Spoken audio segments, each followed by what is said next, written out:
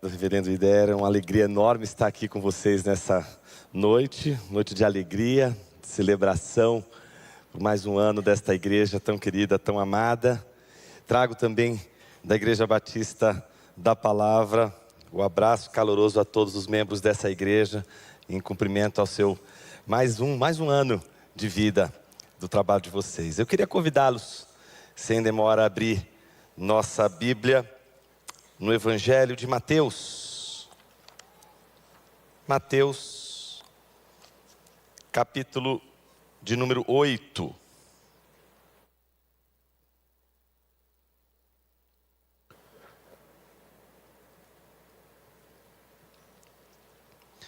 Nós vamos ler dos versículos 23 a 27. Diz assim a palavra de Deus. Jesus entrou no barco e os seus discípulos o seguiram. E eis que levantou-se no mar uma grande tempestade, de modo que as ondas cobriam o barco. Jesus, porém, estava dormindo.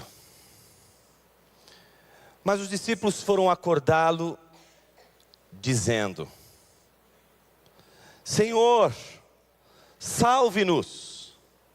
Estamos perecendo. Então Jesus perguntou: por que vocês são tão medrosos, homens de pequena fé? E levantando-se, repreendeu os ventos e o mar, e tudo ficou bem calmo. E aqueles homens ficaram admirados, dizendo: quem é este que até o vento e o mar lhe obedecem? Eu sempre costumo dizer em nossa igreja que existem 3 regras de hermenêutica, de interpretação bíblica, que a gente nunca pode esquecer. Regra número 1, contexto. Regra número 2, contexto. Regra número 3, contexto. Não há como a gente entender as Escrituras de uma maneira mais fiel possível sem observarmos o contexto. A passagem que nós acabamos de ler agora, apesar de ser pequena, de ser um pequeno trecho de um conjunto de textos dedicados a expressar a autoridade de Jesus, uma vez que Jesus está em conflito com o mundo, em conflito com o reino das trevas, numa seção de textos que reforçam a autoridade de Jesus. Esse texto também é um texto muito conhecido. É um texto que todos nós, de alguma forma ou outra, já nos deparamos, já lemos, já meditamos. De modo que esse texto, ele pode ser visto por diversos ângulos, como se ele fosse uma tela, e cada moldura destaca, valoriza ou mesmo desvaloriza o texto. Aliás, quando a gente compra uma tela de um quadro, eu tive essa experiência recentemente com a minha esposa, a gente comprou uma tela, no ano passado, numa das nossas viagens, a gente comprou aquela tela, a tela era muito bonita, a gente tinha muito carinho por aquela tela, mas a gente estava com dificuldade de achar a moldura. Porque o quadro a gente achou, mas a moldura, ela pode desvalorizar, ela pode tirar a beleza do quadro, pode estragar uma sala inteira. Só porque a moldura não combina, só porque a moldura não ornamenta, porque ela valoriza aquilo que está ali. Esse texto que nós estamos lendo, ele vai ser mais valorizado. A gente vai conseguir perceber o peso, a beleza, a densidade desse texto, quando ele está dentro de uma moldura que permite a gente enxergar o quadro na sua grandeza de relações com o contexto com o qual essa passagem lida. O contexto imediato dessa passagem, em primeiro lugar, é um contexto de Jesus tendo uma multidão ao seu redor, como está a partir do versículo 18, dispersando essa multidão para passar para outra margem, enquanto de repente chega um escriba dizendo a Jesus: mestre, vou segui-lo para onde quer que o Senhor for. Mas Jesus olha para ele e diz assim: as raposas têm suas tocas e as aves do céu têm os seus ninhos, mas o Filho do Homem não tem onde reclinar a cabeça. E do outro lado aparece um dos discípulos, dizendo: Senhor, deixe-me ir primeiro sepultar meu pai. Mas Jesus respondeu: siga-me e deixe que os mortos sepultem seus mortos. E aí vem o texto de Jesus entrando no barco e passando por toda aquela tempestade com os discípulos. O próximo texto, que é contexto imediato dessa passagem, já revela um Jesus chegando à outra margem, numa terra gentílica, numa terra baseada numa cultura muito contrária à cultura a qual fazia parte Jesus e os seus discípulos. Uma cultura, inclusive, que contra a religiosidade, contra a etiqueta e a burocracia do contexto da época, não batia com a do judaísmo, principalmente por se tratar de um lugar onde se criavam porcos. Então não era o lugar, obviamente, do povo judeu estar mais concentrado, mas justamente um povo gentil. E é tão interessante que Mateus faz questão de mostrar para a gente que quando Jesus chega da outra margem, demônios vêm ao encontro dele, porque 2 endemoniados, gadarenos, ao seu encontro, saindo do túmulo, furiosos, indagando Jesus, porque ele veio atormentar antes do tempo. E então pedindo, clamando a Jesus que os enviasse insistentemente para uma manada de porcos. Jesus: pois vão.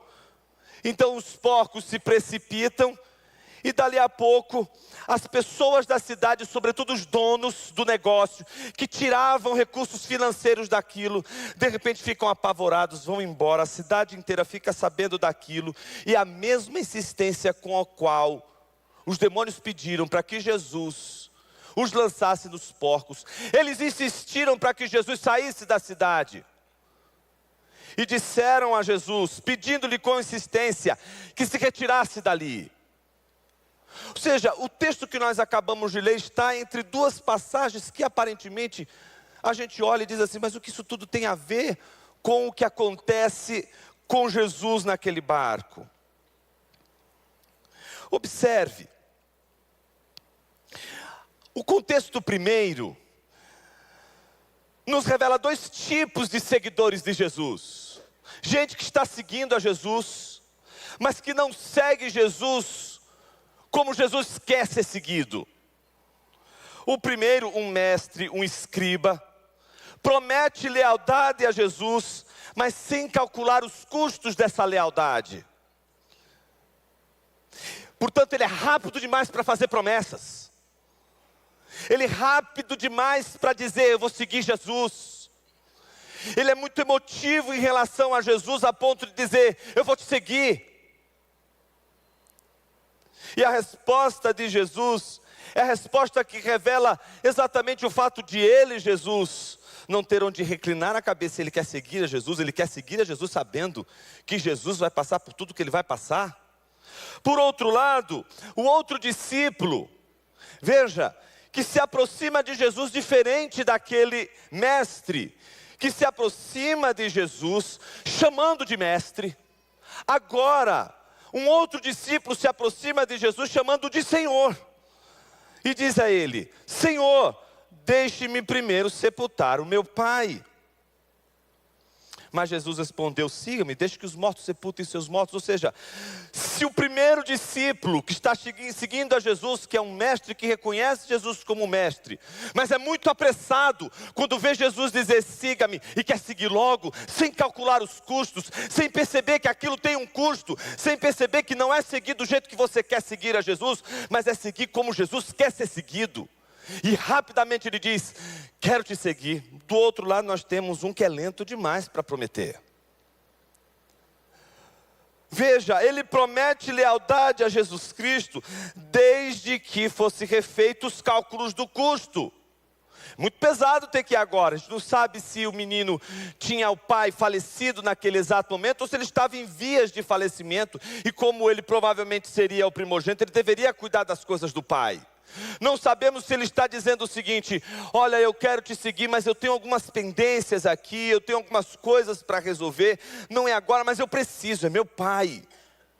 Ou seja, se um foi rápido dizer quero te seguir sem calcular os custos, o outro calculou tantos custos que disse assim, é muito pesado o que Jesus está pedindo.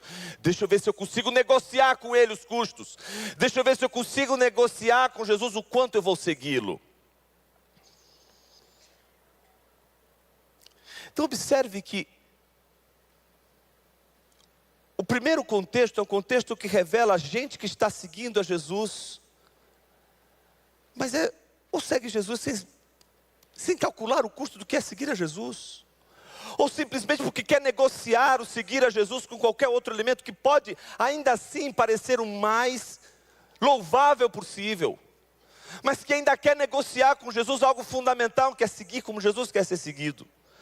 E do outro lado um texto onde Jesus já não está mais lidando com seguidores, com seus seguidores, mas está lidando com um povo que o rejeita, com um povo que é capaz de inclusive perceber que apesar de dois rapazes serem libertos da tormenta de demônios, ainda assim eles estão preocupados com a questão econômica da cidade.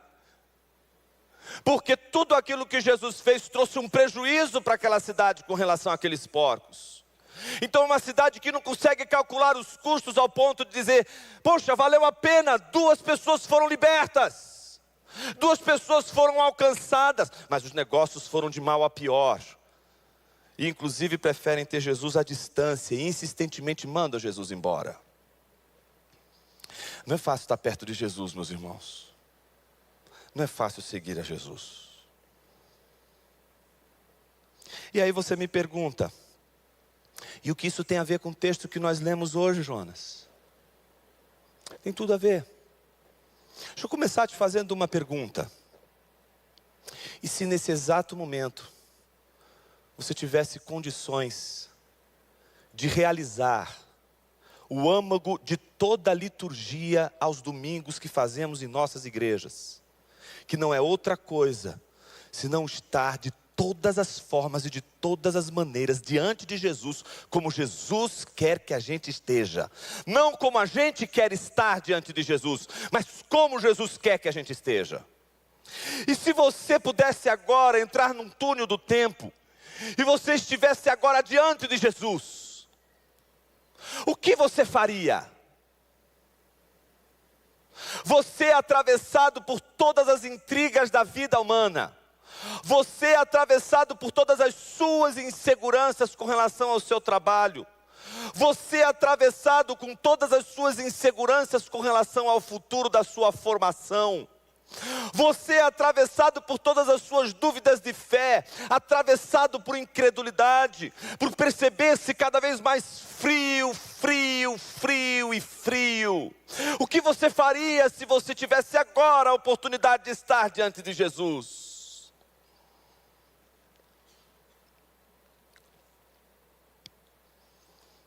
Esse texto é um texto muito interessante porque ele mostra um Jesus. E se você parar para prestar atenção, você vai ver que Jesus entra nesse barco cansado. Cansado, gente. E é cansado de uma situação muito curiosa. Ele vem curando um leproso, como a gente vê no capítulo 8. Na sequência acontece algo extraordinário. Um centurião, que tem o seu servo sofrendo horrivelmente, chega diante de Jesus dizendo, Jesus, vem curar meu criado. Jesus faz menção de ir até a casa dele, mas ele diz, não Senhor, não vá até a minha casa. Eu sou homem sujeito à autoridade. Está vendo aquele soldado que está ali? Eu digo a ele, venha, e ele vem. Está vendo aquele soldado que está ali no fundo? Jesus, se eu disser para ele, sai dali, vai para lá, ele vai. Está vendo aquele outro soldado ali? Jesus, se eu disser para ele, suma da minha frente, ele vai sumir. Eu tenho um homem sujeito à minha autoridade. Eu posso ordená-los e dizer a eles, façam isso e eles vão fazer. Façam aquilo e eles também vão fazer. Eles me obedecem. Eles obedecem à minha voz, eles obedecem ao meu comando, e eu sei que se o Senhor mandar com apenas uma palavra, o meu rapaz ficará curado. A Bíblia diz que Jesus ficou admirado e disse que nem mesmo Israel achou fé como esta. Digo-vos que muitos virão do Oriente, do Ocidente, tomarão lugares à mesa com Abraão, Isaque e Jacó, ao passo que os filhos do reino serão lançados para fora, onde ali haverá choro e ranger de dente. Então Jesus olha para aquele centurião e diz: vai, e seja feito conforme você crê. Jesus não tem uma palavra de comando, Jesus não tem uma palavra de poder, Jesus simplesmente disse: vá, pois o seu criado já está curado. E naquela mesma hora, diz a Bíblia, o servo do centurião ficou curado. Na sequência, a gente vê um daqueles milagres que explica por que Pedro atormentava tanto Jesus. Ele curou a sogra, né? Jesus passa na casa de Pedro, vê a sogra acamada com febre. Jesus toma pela mão e a febre a deixa. Ele se levanta, ela se levanta e passa a servi-lo. Depois é cair da tarde e trouxeram a Jesus muitos endemoniados. E apenas com uma palavra, ele ordena.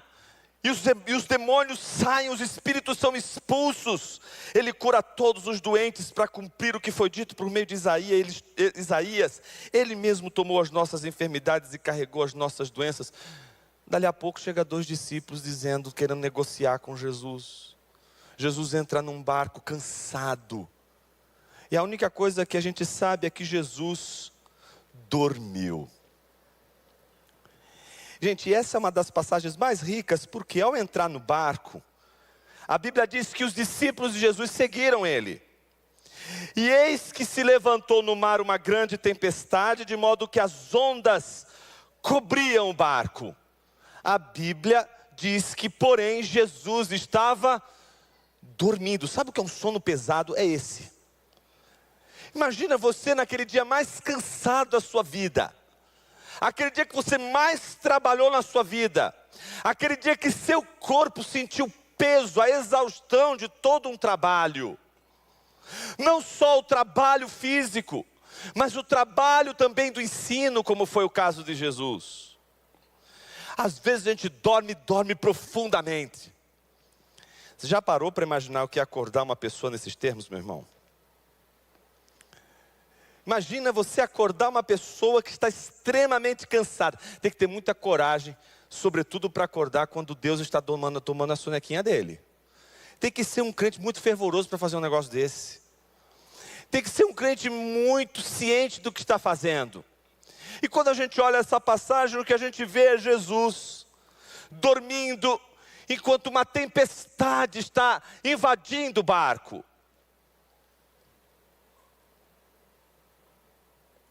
E a Bíblia diz que aqueles discípulos tiveram coragem de ir até Jesus para acordá-lo.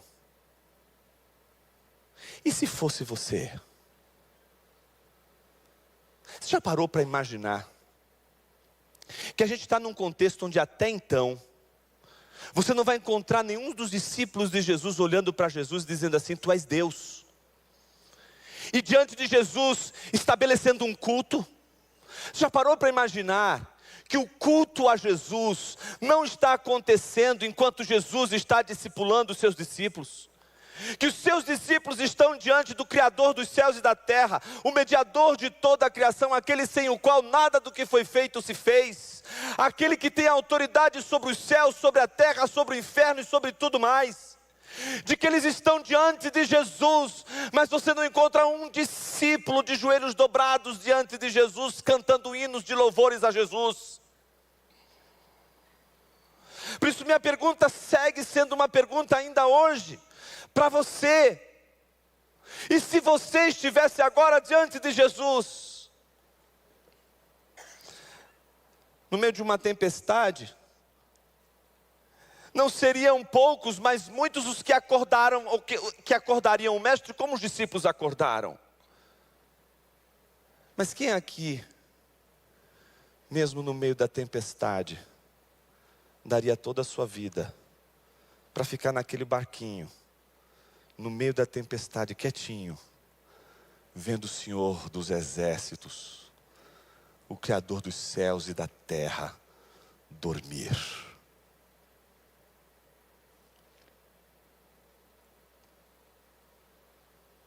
a gente não consegue mais fazer isso. Porque a gente não consegue ter paz na tempestade com Jesus dormindo, com Jesus quietinho na dele, com Jesus ali simplesmente no barco, deitado. Então a gente quer que Jesus faça alguma coisa. A vida está virada do avesso, a gente quer que Jesus acorde e faça alguma coisa por nós. A gente vem para os nossos cultos e a gente poderia passar horas no culto vendo Jesus dormir. É a única coisa que a gente quer e que precisa. Ele não precisa sequer dar um fim para a tempestade. Se Ele está no barco, já temos a garantia de que esse barco não vai afundar. A gente só precisa olhar para Ele. A gente só precisa descansar nele. Se Cristo está descansando no meio da tempestade, por que você está tão preocupado? Por que você está tão preocupada se Jesus está dormindo no barco no meio de uma tempestade? Nós fazemos isso, segundo o texto, porque a qualidade da nossa fé é uma qualidade pequena. O texto diz que os discípulos olharam para Jesus, acordaram Jesus dizendo: Senhor, salve-nos, estamos perecendo. Olha, meus irmãos, eu não consigo imaginar Jesus acordando dizendo assim: uau, que coisa incrível, está na hora de fazer mais um milagre. Eu não consigo imaginar nesse texto um Jesus que pode olhar para aqueles discípulos e dizer assim: que delícia vocês terem me acordado nessa hora. Que coisa incrível, vocês realmente precisavam me acordar. Mas observe, ao acordar, Jesus pergunta a eles: por que vocês são tão medrosos?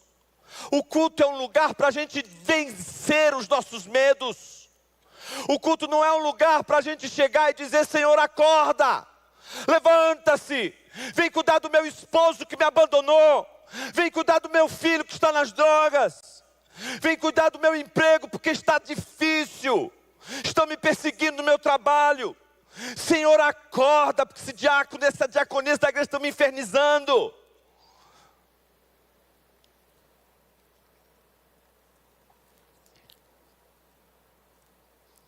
Às vezes a gente vai pedir para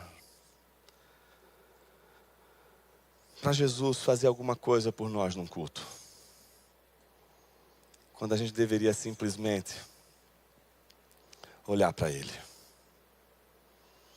e deixar o nosso medo ser conquistado pelo Senhor que descansa no meio de uma tempestade. As pessoas que não conseguem descansar na tempestade, elas acreditam que a paz só é possível se Jesus acalmar a tempestade. E esses são os homens de pequena fé. Eles não são capazes de acreditar que é possível encontrar paz na tempestade. Eu poderia dizer para você: ore ao Senhor agora para que Ele te livre da tempestade. Mas eu queria te encorajar nesta noite a simplesmente observar o Jesus que descansa na tempestade e te ensina a fazer o mesmo. Porque o que importa é você estar perto de Jesus. Observe o que acontece logo em seguida. O texto diz que, levantando-se, ele repreendeu os ventos e o mar, e tudo ficou bem calmo. E aqueles homens ficaram espantados, admirados, diziam: quem é este que até os ventos e o mar lhe obedecem? Jesus poderia ter simplesmente dito o seguinte: vocês me acordaram do meu soninho, eu estava aqui descansando gostosinho, vocês me acordaram, agora vocês vão ficar comigo até a tempestade. Vocês não vão morrer não, mas vocês vão enfrentar essa tempestade até o final. Mas não. Jesus percebe a fraqueza daqueles discípulos e atende às orações deles. Veja, não há nada de errado em você pedir para que Deus te livre das tempestades. Não há nada de errado você pedir para que Deus te livre dos dias maus, dos dias terríveis. Mas o que é simplesmente descobrir uma paz que independe de absolutamente qualquer livramento. Imagine que essa paz é a paz de um Cristo que nos ensina a confiar nele, que nos ensina a confiar na sua palavra, mas acima de tudo a confiar no seu poder e autoridade. Esse texto é um texto magnífico das Escrituras porque ele nos revela a autoridade de Jesus. Jesus simplesmente diz ao vento e ao mar, para que eles sosseguem, numa só ordem, e a natureza obedece a Jesus. Você já parou para imaginar o que significa obedecer a Jesus? A natureza obedece a Jesus, obedece à autoridade de Jesus. Jesus, quando ordena a natureza obedece a Jesus. Mas a coisa mais difícil do mundo é um discípulo ouvir a Jesus como os ventos e os mares ouvem a Jesus. O vento e o mar obedecem a Jesus por natureza. Você nunca vai ver o mar e o vento fazendo cálculos, fazendo custos. Será que vale a pena seguir a Jesus? Qual será o custo de seguir a Jesus? E se Jesus não me responder às orações? E se Jesus não fizer nenhum milagre? E se Jesus não me trouxer livramento? Será que não era melhor então fazer um outro caminho? Você não ver os ventos e os mares fazendo custos acerca da ordem de Jesus. O que a gente vê são os ventos e os mares obedecendo a Jesus por natureza. Por isso, as estrelas dos céus, os grãos de areia, os astros, as árvores, as flores, as folhas, tudo obedece a Jesus. Nenhum animal, nenhum ser vivo desobedece a Jesus. Você já parou para imaginar que até os seus órgãos, o seu corpo obedece a Jesus e não obedece a você? Se você ficar um segundo sem respirar, ou melhor dizendo, com o seu coração parado, você não vai morrer. Um segundo não vai morrer. Ordena ele para parar agora. Diz assim: para um segundo, coração. Não vai te obedecer. Ele não te obedece. Ele não obedece a sua palavra. Ele não obedece a sua vontade. Ele obedece a Jesus. Ele faz o que Jesus manda. Porque a natureza, ela é assim. Obedece irrestritamente a Jesus. A gente olha um texto desse e diz assim: Senhor, como eu queria te obedecer, como os ventos e os mares te obedecem. Como eu queria te seguir, como os ventos e os mares te seguem ao ouvir a sua voz. E nós vamos obedecer, mas não como as estrelas dos céus, não como os ventos e os mares. Nós vamos obedecer a Jesus, por graça e misericórdia de Jesus. Homens de pequena fé dependem também de Jesus para crer em Jesus. E você me diz: Jonas, eu sou mais como um discípulo que desesperado vai acordar Jesus. Minha casa está empolvorosa, meu trabalho está empolvorosa. Eu estou aqui, na verdade, neste lugar, porque eu não consigo pensar mais um minuto do que vai ser minha vida amanhã. O pior dia da minha vida é quando eu tenho de levantar a segunda-feira e encarar toda uma semana entrevada. Por isso eu me identifico com esses discípulos. Eu me identifico com eles. Eu quero que Jesus me livre. Eu quero que Jesus me tire do sofrimento. E Jesus pode fazer isso. Jesus pode fazer um milagre na sua vida. Mas por que você acredita que o milagre vai te dar paz? Por que você acredita que esse milagre vai colocar um ponto final na perturbação do seu coração? A palavra de hoje ela é muito simples. Os milagres que você quer e deseja e chega a acordar Jesus para que Ele faça, eles não podem dar paz ao seu coração. A única coisa que dá paz ao seu coração é a confiança de que toda a obra de Jesus é uma obra de graça e misericórdia. E se você está junto com Jesus, se você está seguindo a Jesus, Jesus não vai permitir em nenhum momento que aqueles que o seguem sejam lançados para fora, sejam vencidos pela tempestade. Por isso minha pergunta para você não é se Jesus pode fazer milagres por você, mas é se você pode confiar em Jesus e descansar em Jesus, fazendo Ele milagres ou não. Se você pode encontrar hoje paz, sabendo que se amanhã acontecer o milagre, ou se amanhã não acontecer o milagre, tudo que você precisa, você encontrou e você tem Ele, e somente Ele. E se Jesus estivesse hoje aqui, neste exato momento, o que você faria? Você faria um pedido? Ou você se curvaria diante da palavra dele, dizendo: Senhor, seja feita a tua vontade, me traz paz, e isso me basta. E se Jesus estivesse agora aqui, o que você diria a ele? Diria não. Vamos dizer isso agora. Quero te convidar a curvar sua cabeça e a falar com Cristo Jesus, aquele que nos alcança no meio da tempestade. Senhor, a gente perde de vista a bela imagem do Cristo dormindo,